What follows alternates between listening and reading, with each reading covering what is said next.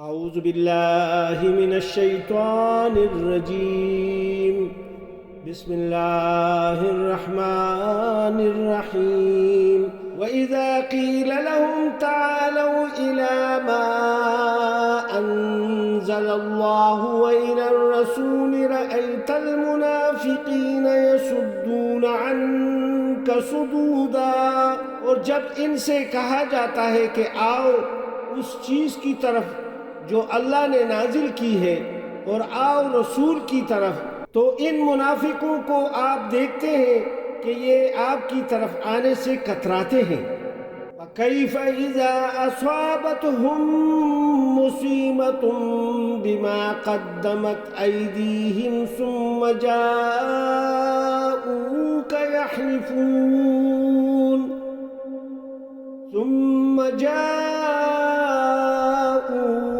يَحْلِفُونَ بِاللَّهِ إِنْ أَرَدْنَا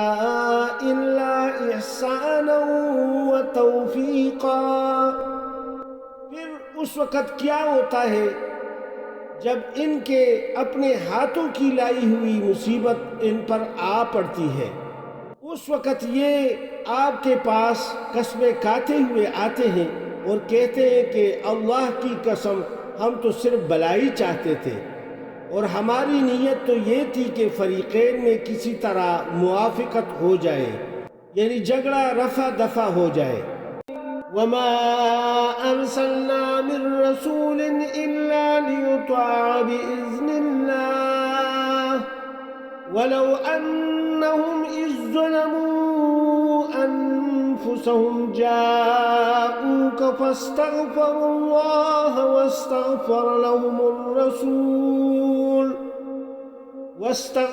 لَهُمُ الرَّسُولُ لَوَجَدُوا اللَّهَ تَوَّابًا رَحِيمًا۔ اور انہیں بتلائیے کہ ہم نے جو رسول بھی بھیجا ہے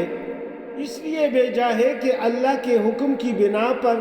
اس کی اطاعت کی جائے، اور جب انہوں نے اپنے آپ پر ظلم کر لیا تھا تو اگر وہ اس وقت آپ کے پاس آ جاتے اور اللہ سے بخشش طلب کرتے اور رسول بھی ان کے لیے بخشش طلب کرتا تو یقیناً اللہ کو توبہ قبول کرنے والا اور رحم کرنے والا پاتے۔